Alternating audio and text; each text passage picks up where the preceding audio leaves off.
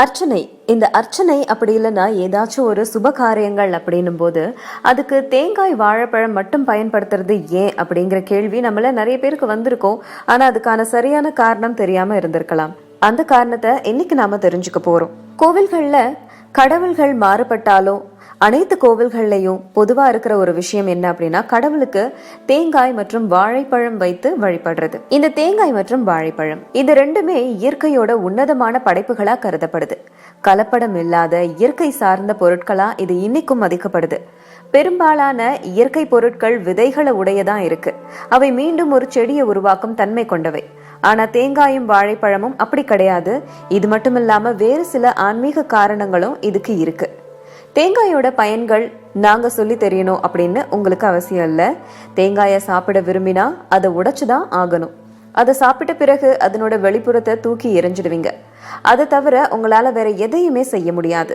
அதை வச்சு உங்களால மற்றொரு மரத்தை உருவாக்க முடியாது.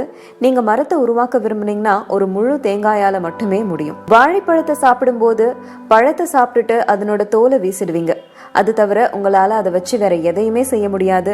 வாழை மரத்துக்கு தேவையான பொருட்களை கொடுக்கும் போது அது மற்றொரு மரத்தை தானாவே உருவாக்குது. தேங்காயின் மேல இருக்கிற வெளிப்புற ஓடுதான் நமக்குள்ள இருக்கிற கர்வமும் அகங்காரமும். இத நாம உடைச்சுதான் ஆகணும். எப்போ நம்ம சுத்தி இருக்கிற கர்வம் அப்படிங்கிற ஓட்டை உடைக்கிறோமோ அப்பதான் மனம் திறந்து அதற்குள்ள மென்மையான தேங்காய் மாதிரியான இனிமையான குணம் இருக்கும். அதுல இருக்கிற இனிமையான தண்ணீர் மாதிரி நம்ம மனது இருக்கும். அதுல இருக்கிற பக்திய இது குறிக்கும். அது மட்டும் இல்லாம ஓட்டுல இருக்கிற 3 கண்களும் நம்மளுடைய கடந்த காலம், நிகழ்காலம் மற்றும் எதிர்காலத்தை குறிக்கிறதா இருக்கு. வாழைப்பழத்தை கடவுளுக்கு வச்சு படைக்கிறதன் அர்த்தம் என்ன அப்படின்னா, இனிமையான பழத்தை சுவையே இல்லாத தொந்தரவை ஏற்படுத்துற தோலானது எப்படி மூடி இருக்கோ அதே மாதிரியே நமக்கு நன்மைகளை வழங்கக்கூடிய நமக்குள்ள இருக்கிற பல நல்ல குணங்களை தேவையே இல்லாத சில தீய குணங்கள் மூடி இருக்கு. அதை துறந்தா மட்டும்தான் நம்மால வாழ்க்கையில இனிமையை உணர முடியும்.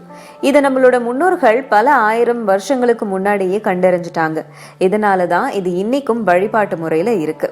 அது மட்டும் இல்லாம கோவிலுக்கு எப்படி போகணும் அப்படிங்கறத கூட நம்ம முன்னோர்கள் சொல்லிருக்காங்க. கோவிலுக்கு போறதுக்கு பல ஆன்மீக காரணங்கள் சொல்லப்பட்டாலும் அறிவியல் காரணங்களும் இருக்கு. அது என்னன்னா, கோவில்கள் எந்த அளவுல இருந்தாலும் அது புனிதமானதாகவே கருதப்படுது. கோவிலுக்குள்ள ஏன் போகணும் அப்படிங்கிறதுக்கான காரணங்களும் நம்ம இதுக்கு முன்னாடி இருந்த சில வீடியோஸ்ல பார்த்திருக்கோம். அதை ஷார்ட்டா சொல்லணும் அப்படின்னா, கோவிலுக்குள்ள நிறைய நேர்மறை எண்ணங்கள் இருக்கிறதுனால, அதாவது பாசிட்டிவ் எனர்ஜி இருக்கிறதுனால, அங்க ஏற்றப்பட்டு இருக்கிற எண்ணெயால ஏற்றப்பட்டிருக்கும் தீபம் மூலமா வெளியேற வாயுக்களால நமக்கு நிறைய நன்மைகள் இருக்கு. உடல் அளவுலையும் மன அளவுலையும் இரண்டுலையுமே நமக்கு ஆரோக்கியம் இருக்கிறதால கோவிலுக்கு போறோம் அப்படின்னு சயின்டிபிக்கா ப்ரூவ் பண்ணிருக்காங்க. டேய், இன்னைக்கு கலெக்ஷன் எவ்வளவு வந்திருக்கு? காலையில இருந்து 10 ரூபாய் தான் வந்திருக்கு. உனக்காவது 10 ரூபா கிடைச்சது, எனக்கு அது கூட கிடைக்கல. வியாபாரம் ரொம்ப டல்லா இருக்குதுடா. தெரியலையே.